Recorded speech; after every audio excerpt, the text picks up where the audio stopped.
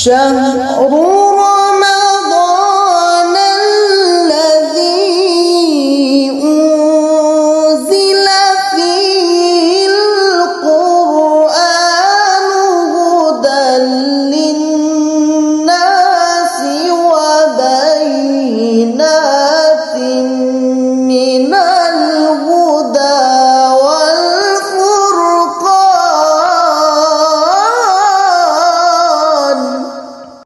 بسم اللہ الرحمن الرحیم. سیدنا کریم صلی اللہ علیہ وآلہ وسلم. اللہم علمنا بما ینفعنا وانفعنا بما علمتنا وزدنا علما برحمتک یا ارحم الراحمین. معزز سامعین و ناظرین، 20 رمضان المبارک مرکزی دارالعلوم محمدیہ غوثیہ بیرہ شریف کی پرنور ماحول سے ہم آپ سے مخاطب ہیں فیضان قرآن رمضان ٹرانسمیشن کے اس افطار پروگرام میں، اور ہم ایمان اور عصر حاضر کے عنوان سے گزشتہ 20 روز سے آپ سے مخاطب ہیں، اور مختلف موضوعات پہ بات کرتے کرتے اب ہم گزشتہ پروگرام سے تجدید کی راہ میں جو رکاوٹیں ہیں ان پہ بات کر رہے ہیں. گزشتہ پروگرام میں ہم نے جس رکاوٹ کی بات کی وہ یہ ہے کہ ڈائیلاگ اور مکالمے کو چھوڑ کر فقط شور شرابے کی طرف آ جانا. دوسری رکاوٹ جو ہماری ترقی عملی اور روحانی جو ایک تقدم ہے اس کی راہ میں رکاوٹ بن رہا ہے، وہ عقل کا غیر مرتب ہونا اور توجہ کا قائم نہ ہونا. یہ ایک بہت بڑی رکاوٹ آج کے زمانے میں ہے کہ ہماری نوجوان نسل بالخصوص اور آنے والی جتنی بھی ینگ جنریشن ہے اس کی کنسنٹریشن اور توجہ ختم ہوتی چلی جا رہی ہے. کسی ایک بھی بات پر ہم چند سیکنڈ سے زیادہ توجہ قائم نہیں رکھ سکتے، اور اس قدر ذہن کو تشویش کا شکار کرنے والی چیزیں آ چکی ہیں کہ اب کسی بھی بات پہ صحیح توجہ کے ساتھ آگے بڑھنا انتہائی مشکل ہوتا چلا جا رہا ہے. نفسیاتی ماہرین یہ بات بتاتے ہیں کہ کوئی بھی موضوع دنیا میں دل میں راسخ ہونے کے لیے 4 مراحل سے گزرتا ہے. سب سے پہلے وہ ایک آئیڈیا یا سوچ ہوتا ہے. کوئی بھی بات شروع میں ایک سوچ اور ایک آئیڈیا ہوتی ہے، پھر وہ سوچ آگے بڑھ کے مفہوم کی شکل اختیار کرتی ہے، مفہوم آگے بڑھ کے عمل اور سلوک میں ڈھل جاتا ہے، اور عمل اپنے آخری مراحل میں دل کی گہرائیوں میں اتر جاتا ہے. تو یہ 4 مرحلے کسی بھی سوچ کے ساتھ ہوتے ہیں کہ پہلے وہ صرف سوچ ہوتی ہے، پھر سوچ مفہوم بنتا ہے، پھر مفہوم عمل کے سانچے میں ڈلتا ہے، اور پھر عمل کی بھٹی سے گزر کر وہ کندن جو ہے وہ مزید یعنی وہ گہرائیوں میں اتر کر یقین کی شکل اختیار کر لیتا ہے. جب کوئی آئیڈیا صرف سوچ کے اولین درجے میں ہو تو اس سوچ کو اڈاپٹ کرنا بھی آسان ہے اور اسے مسترد کرنا بھی آسان ہے. یہ صرف سوچ ہے اور سوچ آتی جاتی رہتی ہے، سوچ کو قرار نہیں ہے، استحکام نہیں ہے. آپ کوئی بھی بات سوچ رہے ہوں اسے چھوڑ کے کسی دوسری بات کو سوچنا شروع کر دیں، یہ آپ کے اختیار میں ہے. لیکن سوچ جب تھوڑی سی پختہ ہو کے مفہوم بن جائے اور وہ ذہن میں ایک مفہوم اور تعریف کی شکل میں جم جائے تو پھر جو مفہوم ہوتا ہے اسے اختیار کرنا بھی آسان اتنا نہیں ہوتا اور اس کو چھوڑنا بھی آسان نہیں ہوتا. وقت لگتا ہے اور 2-4 سیشن جو ہے وہ کسی کے ساتھ بیٹھنا پڑتا ہے، اسے سمجھانا پڑتا ہے، تب چیز سوچ سے بڑھ کے مفہوم کا درجہ اختیار کرتی ہے اور پوری طرح ذہن میں بیٹھ جاتی ہے. پھر مفہوم سے چیز عمل اور سلوک میں تب ڈلتی ہے جب اس پہ مواظبت اور ہمیشگی اختیار کی جائے. جب آپ کسی مفہوم پہ بار بار عمل کرتے ہیں تو اس وقت وہ سلوک کا درجہ اختیار کر لیتی ہے اور وہ سالک اپنے اس عمل اور سلوک کو بہت پختہ کر لیتا ہے. تو جو چیز عمل اور سلوک میں ڈل جائے پھر اس سے پیچھا چھڑانا ممکن نہیں ہوتا اور نہ ہی اس کو مسترد کرنا آسان ہوتا ہے، بلکہ وہ مزید محکم ہو جاتی ہے. اور پھر اس سے اگلے مرحلے میں جب بات دل کی گہرائیوں میں جا کے اتر جاتی ہے تو پھر تو وہ کسی طوفان سے بھی ہٹ نہیں سکتی بلکہ وہ دل میں جم جاتی ہے اور عقیدے کی شکل اختیار کر لیتی ہے۔ لیکن دل میں کسی مفہوم کو جمانے کے لیے بہت زیادہ توجہ، صفائے قلب، میڈیٹیشن، پختگی اور مراقبے کی ضرورت ہوتی ہے۔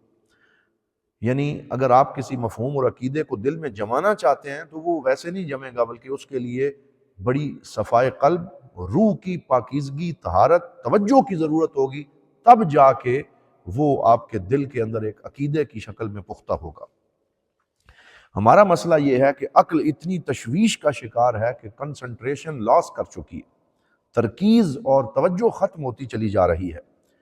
اور جیسے ہم نے عرض کیا کہ آج کا نوجوان کسی بھی ایک فکر کے اوپر جم نہیں سکتا، بلکہ کچھ نوجوان تو یہ گلہ کرتے ہیں کہ ایک ہی جملہ میں مسلسل 1 گھنٹے سے رٹنے کی کوشش کر رہا ہوں لیکن وہ میرے ذہن میں نہیں بیٹھ رہا، میری توجہ میں نہیں آ رہا۔ حتیٰ کہ صورتحال یہ ہو چکی ہے کہ جیسے ایک ٹیلی ویژن کوئی شخص دیکھ رہا ہو اور اچانک کیبل نیٹ ورک ختم ہو جائے تو ٹیلی ویژن کے اوپر بالکل جیسے جو ہے وہ سکرین غائب ہو جاتی ہے، اسی طرح انسان کے دماغ کی سکرین پہ ایک منظر آتا ہے، پھر وہ غائب ہو جاتا ہے، پھر دوسرا آتا ہے، اور ذہن کی سکرین بھی ایک جگہ پہ ٹھہر نہیں رہی اور کوئی بھی سوچ مفہوم کا درجہ اختیار ہی نہیں کر رہی۔ یہ آج کے اس دور کا سب سے بڑا المیہ ہے۔ ہمارا ایک نوجوان، اس کی حالت یہ ہے کہ وہ یہ کہتا ہے کہ میرا ذہن جمپنگ کیسل کی طرح ہو چکا ہے، اور جمپنگ کیسل وہ پلاسٹک ہوتا ہے جس پہ بچے جمپ کرتے ہیں، اس طرح ذہن کو بھی استحکام نہیں رہا بلکہ وہ جمپنگ کی کیفیت میں ہے اور کسی ایک سوچ کو ٹکنے نہیں دیتا، اور یہ توجہ کے نہ ہونے کی وجہ سے ہے کہ تشویش ہے، اضطراب ہے، مسلسل بے چینی ہے جو کہ بڑھتی چلی جا رہی ہے۔ اور ہماری زندگی میں سپیڈ بڑھتی جا رہی ہے، تیزی اتنی آ گئی ہے کہ ہم ہر چیز کو ایک ہی وقت میں حاصل کرنا چاہتے ہیں۔ ہوس نے ٹکڑے ٹکڑے کر دیا ہے نوع انسان کو، محبت کا بیاں ہو جا، اخوت کی زباں ہو جا۔ تو نہ وہ محبت ہے نہ وہ اخوت ہے، بلکہ اس تیز رفتاری نے ہمیں ایک دوسرے کا دشمن بنا دیا ہے اور ہم ہوس کا شکار ہوتے چلے جا رہے ہیں۔ ہمارا نوجوان ایک ہی وقت میں ٹی وی کے سارے چینل دیکھ لینا چاہتا ہے، اور اس کے ہاتھ میں ریموٹ ہے اور وہ کسی ایک چینل پہ 5 منٹ کیا بلکہ چند سیکنڈ نہیں رکتا، پھر اگلے چینل پہ جاتا ہے، پھر اگلے چینل پہ جاتا ہے۔ اور یہ جس طرح ٹی وی کی اور ریموٹ کی کیفیت ہے، اسی طرح ذہن کی کیفیت ہوتی چلی جا رہی ہے۔ اور کیفیت کا یوں بھی آپ بیان کر سکتے ہیں کہ خوشبو کی دکان پہ اگر کوئی داخل ہو جائے اور وہ ایک پرفیوم کو سونگھے، پھر دوسرے پرفیوم کو سونگھے، پھر تیسرے پرفیوم کو سونگھے، اور اسے سمجھ ہی نہ آئے کہ کون سی خوشبو کو پسند کرنا ہے اور کون سی خوشبو کو چھوڑنا ہے، تو اس کا ٹیسٹ جو ہے وہی مفقود ہو جاتا ہے اور اس کی سونگھنے کی حس بھی متاثر ہو جاتی ہے۔ یہ جو کیفیت ہے اسے قرآن نے یوں بیان کیا، الہاکم التکاثر،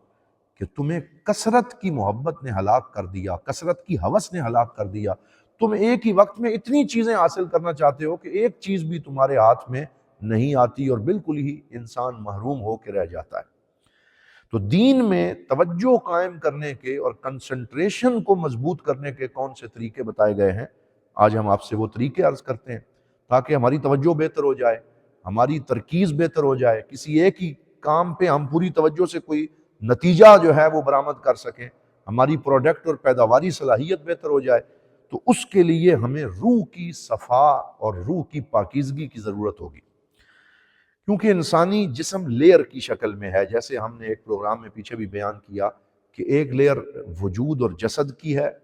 پھر ایک لیئر اور تہ جو ہے وہ نفس کی ہے،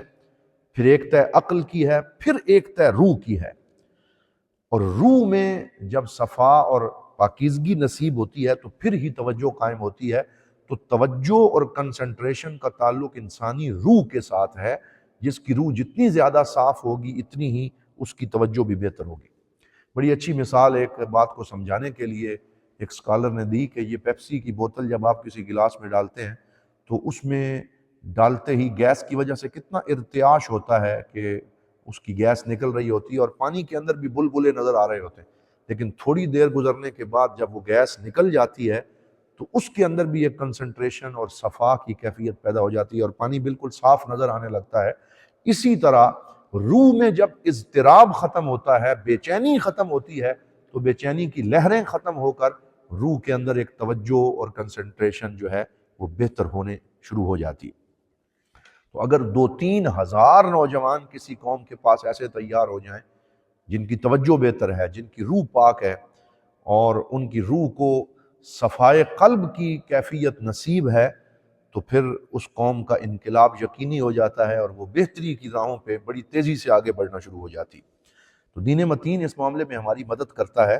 اور رمضان المبارک خاص طور پہ صفائے روح کا ایک ہمارے پاس انعام ہے جو ہماری میڈیٹیشن کو، ہماری توجہ کو بہتر بناتا ہے، اور رمضان ہمیں یہ موقع مہیا کرتا ہے کہ ہم اپنے آپ کو بھوکا جب رکھتے ہیں تو روح کو پاکیزگی بھی نصیب ہوتی ہے، سوچنے کا موقع بھی ملتا ہے، اور ہماری روحانیت مضبوط ہو جاتی ہے، اور اس سے توجہ بھی مضبوط ہوتی چلی جاتی۔ قرآن حکیم میں ہم بہت سی ایسی مثالیں دیکھتے ہیں کہ ایسے خوش نصیب جن کو روح کی پاکیزگی نصیب ہوئی تو دعائیں بھی قبول ہو گئیں، اور ایک لمحہ روح کی صفائی کا جب انہیں نصیب ہوا تو اس سے ان کے اوپر انعامات کی بارش ہو گئی۔ حضرت سیدنا زکریہ علیہ السلام کو جب صفائے روح اور روح کے تزکیہ اور پاکیزگی کا مرحلہ نصیب ہوا اور سچی دعا کے لمحات میں گڑ گڑا کے دعا مانگی، تو وہیں کھڑے کھڑے حضرت یحییٰ جو ان کے بیٹے تھے، ان کی بشارت ان کو نصیب ہو گئی، دعا قبول ہو گئی۔ وگرنہ لوگ کتنی دعائیں مانگتے رہتے ہیں لیکن اس کا اثر نظر نہیں آتا۔ جب روح صاف ہو جائے تو دعا کا اثر بھی جلدی سامنے آ جاتا ہے۔ اسید ابن حدیر حضور صلی اللہ علیہ وآلہ وسلم کے ایک صحابی ہیں، اپنے گھر میں قرآن کی تلاوت کرتے ہوئے انہیں روح کی پاکیزگی کا وہ لمحہ نصیب ہوا کہ گھوڑا بھی دکنے لگا اور پورا گھر نور سے بھر گیا، اور جب حضور صلی اللہ علیہ وسلم سے جا کے عرض کیا تو سرکار نے فرمایا کہ قرآن پڑھنے کی وجہ سے تیرے گھر میں فرشتوں کا نزول تھا اور تجھے وہ لمحہ دیکھنے کی اللہ تعالیٰ نے سعادت عطا فرمائی۔ تو یہ صفائے روح اور توجہ کے لمحات ہوتے ہیں۔ اسی طرح یہ بیان کیا گیا کہ ایک عورت جو طائفہ ہے، جو برے کام کرنے والی ہے، لیکن اس کو بھی صفائے روح کا کوئی ایسا لمحہ نصیب ہو گیا کہ اس نے ایک جو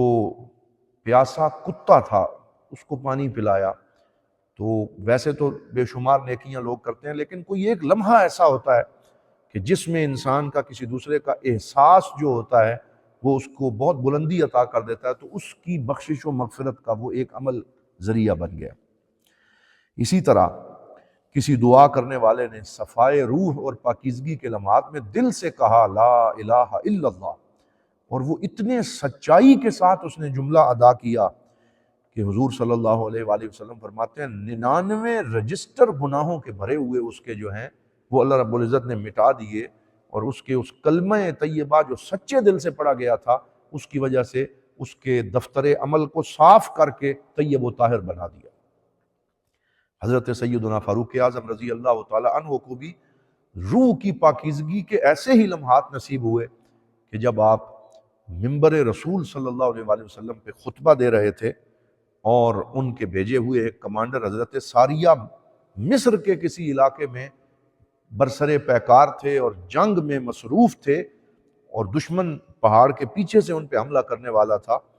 تو حضرت عمر فاروق رضی اللہ تعالیٰ عنہ نے منبر رسول مسجد نبوی سے آواز لگائی یا ساریہ الجبل، یا ساریہ الجبل، اے ساریہ پہاڑ کی طرف دیکھو،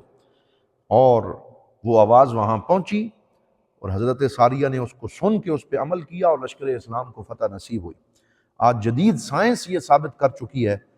کہ دور سے بھی گفتگو ہو سکتی ہے بغیر کسی ذریعے کے اگر توجہ قائم ہو جائے، لیکن اس کے لیے بہت زیادہ کنسنٹریشن اور روحانی توجہ کی ضرورت ہوتی ہے۔ جب روحانی توجہ ہو تو زمان و مکان کے فاصلے سمٹ جاتے ہیں اور دور بیٹھے ہوئے بھی قریب آ جاتے ہیں، لیکن آج کیفیت یہ ہے کہ ہماری توجہ نہ ہونے کی وجہ سے قریب بیٹھے ہوئے بھی دور ہیں، اور ہمارے پاس بیٹھے ہوئے لوگوں کا بھی ہمیں احساس نہیں ہوتا، اور ہم ان کے ساتھ بھی اپنی توجہ کو قائم نہیں کر پاتے۔ اچھا، کونی مثالیں بھی اس پہ بہت زیادہ ہیں، آفاقی مثالیں بھی، سائنسی مثالیں بھی، توجہ کی اہمیت پہ، کنسنٹریشن پہ بہت زیادہ ہے۔ آپ کوئی بھی ورک لیں، یہ میرے سامنے ایک ورک ہے، اگر اسی ورک کو میں سورج کی روشنی میں لے جاؤں تو یہ ورک جو ہے یہ آگ نہیں پکڑے گا، یہ نہیں جلے گا، یہ بالکل صحیح سلامت رہے گا۔ لیکن اگر میگنیفائنگ گلاس، یا جس کو لینز کہا جاتے ہیں، جسے عدسہ بھی کہتے ہیں، وہ میں لے کے آ جاؤں اور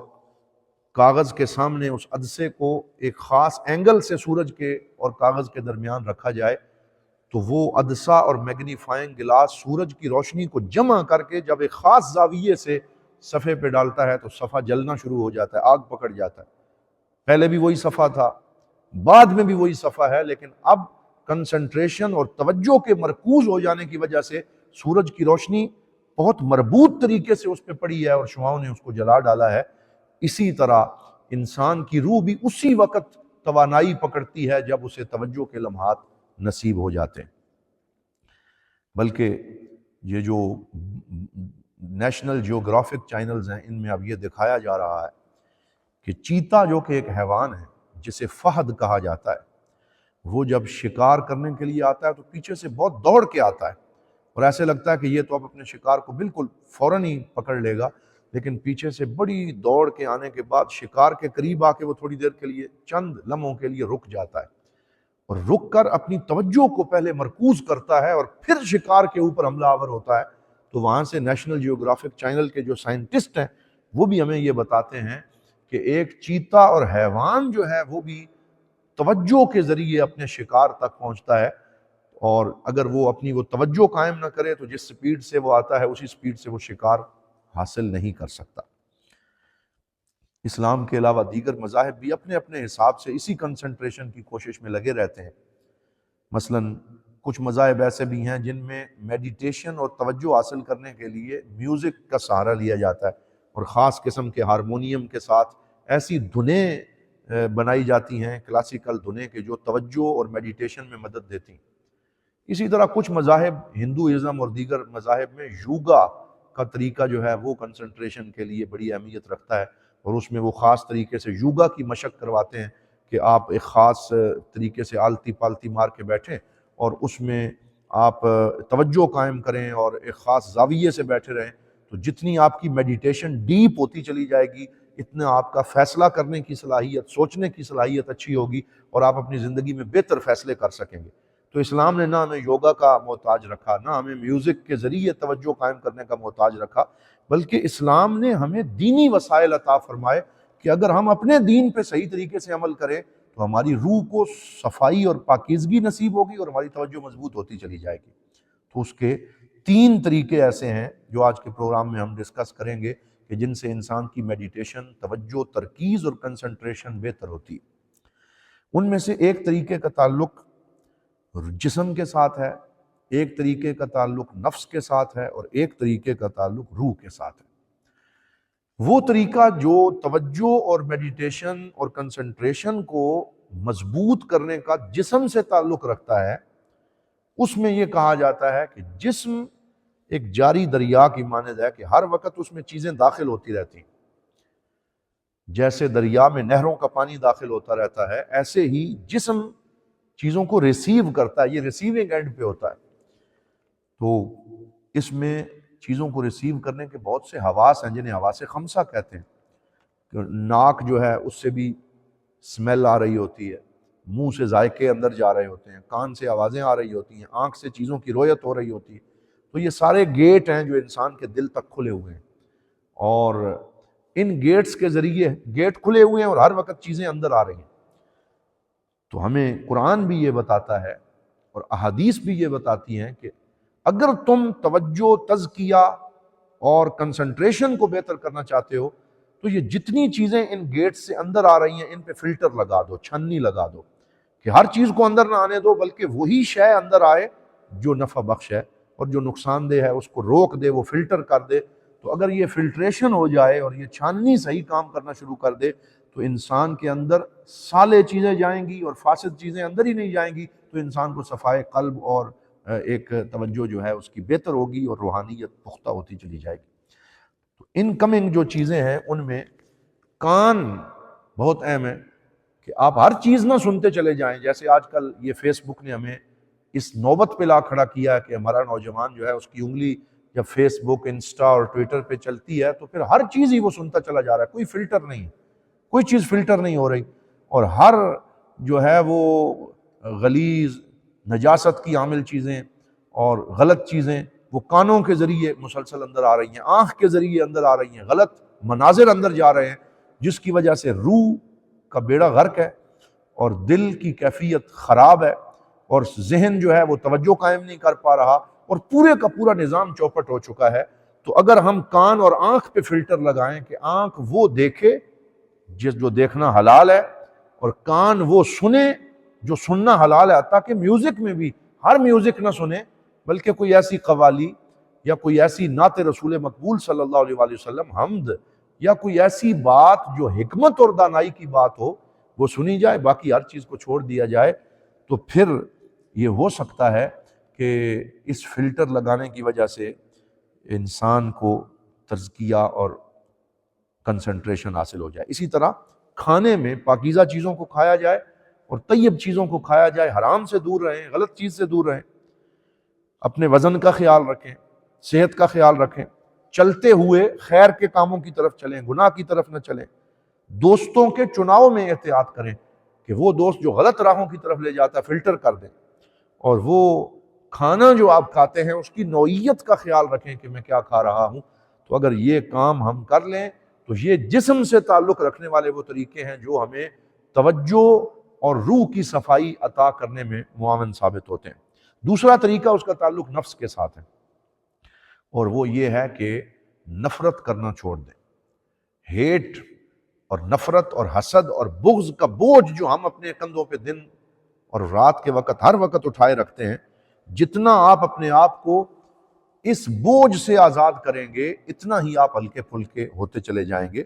بعض لوگ چھوٹی چھوٹی باتوں کا بوجھ اپنے اوپر اٹھائے رکھتے ہیں، مجھے فلاں بندے نے اس طرح بات کی تھی، فلاں بندے نے مجھے یوں کہا تھا، فلاں نے مجھے یہ جملہ کہا تھا، اور ان چھوٹے چھوٹے جملوں کو بوجھ بنا کے اپنی کمر پہ اٹھاتے ہیں، وہ ان کے کمر کو دورہ کر دیتی ہے۔ یاد رکھیں، حسد، بغض اور کینہ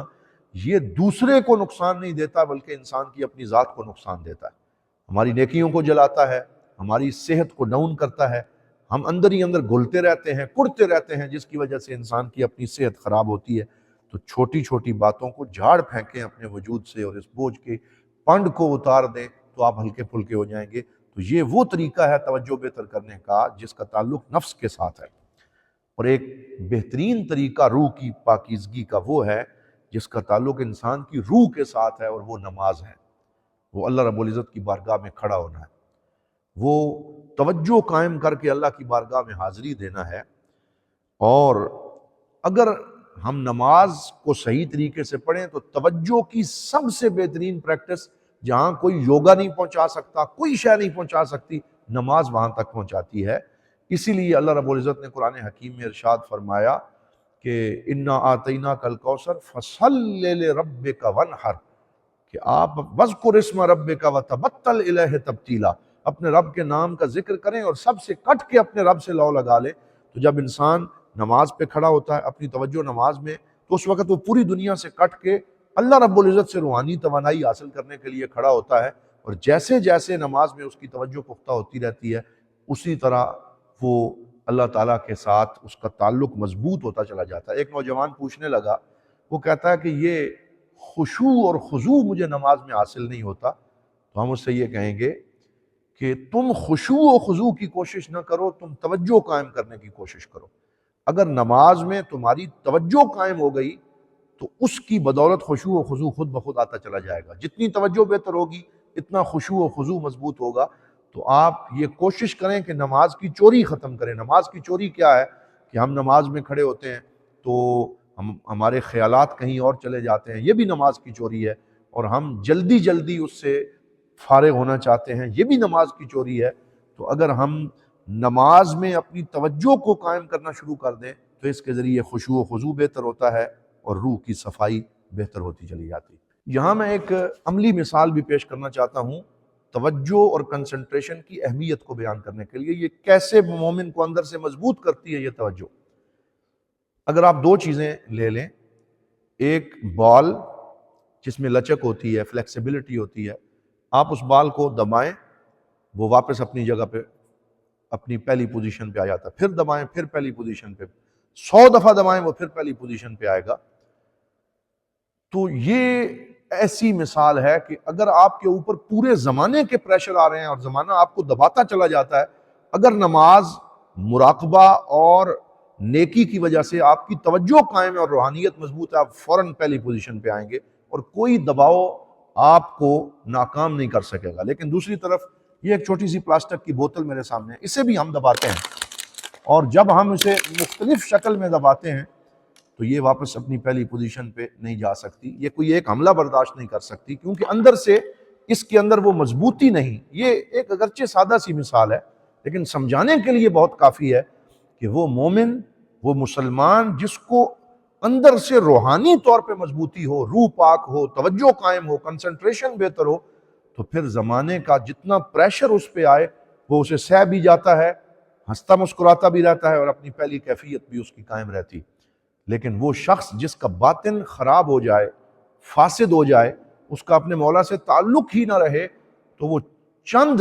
لوگوں کے پریشر کو بھی سہ نہیں سکتا، مرجھا جاتا ہے، اور پھر اتنا مرجھاتا ہے کہ آہستہ آہستہ وہ زندگی کی دور سے ہی باہر نکل جاتا ہے۔ تو حضرات محترم، مراقبہ ایک بہت بڑی نعمت ہے، وہ بھی انسان کو ایک اسپرچول میڈیٹیشن مہیا کرتا ہے، اور یہ بھی یوگا کا توڑ ہے جو ہمیں صوفیاء کرام کی بدولت ملا، اور وہ یہ ہے کہ آپ محاسبہ نفس کریں، اور یہ حضور صلی اللہ علیہ وسلم کی حدیث میں بھی ہے کہ سونے سے پہلے تھوڑی دیر کے لیے تنہائی میں بیٹھیں اور سوچیں کہ آج سارا دن میں نے کون کون سے کام کیے، جو کام اچھے کیے ان پہ اللہ کا شکر کریں، جو کام برے کیے ان پہ استغفار کریں، آپ کے ایک دن کا حساب کلیئر ہو گیا، اور آپ اپنے دل میں کسی کے لیے برا نہ رکھیں، سب کے لیے خیر کے جذبات لے کے سو جائیں، بالکل گلاب کے پھول کی طرح آپ کی زندگی رہے گی، اور کوئی بوجھ آپ کی طبیعت پہ نہیں ہوگا۔ تو مراقبہ، محاسبہ نفس، نماز، تلاوت قرآن، ذکر و فکر، دعا، استغفار، اور رمضان المبارک کے ان ایام کے اندر یہ نیکیاں، یہ ساری وہ چیزیں ہیں جو ہمیں روحانی طور پہ مضبوط کرتی ہیں، ہماری توجہ کو بہتر کرتی ہیں، اور آج کے اس دور میں تجدید کی راہ میں جو ایک بہت بڑی رکاوٹ کنسنٹریشن اور توجہ کا نہ ہونا ہے، بے توجہی ہے، ان سب چیزوں سے یہ جو نعمتیں ہیں یہ ہمیں بچا کر محفوظ بناتی ہیں اور توانائی مہیا کرتی ہیں۔ حضرات محترم، اسی کے ساتھ ہم آج کے اس پروگرام میں آپ سے اجازت چاہتے ہیں، اس دعا کے ساتھ کہ اللہ تعالیٰ ہمیں روحانی قوت بھی نصیب فرمائے، اور صوفیاء کرام کی نسبت بھی ہمیں عطا رکھے، اور ان کا قرب نصیب رہے، جو لوگ اللہ کے قریب ہیں، تاکہ ہمیں بھی قرب کی راہیں جو ہیں ان سے شناسائی ہو سکے۔ والسلام علیکم ورحمۃ اللہ وبرکاتہ۔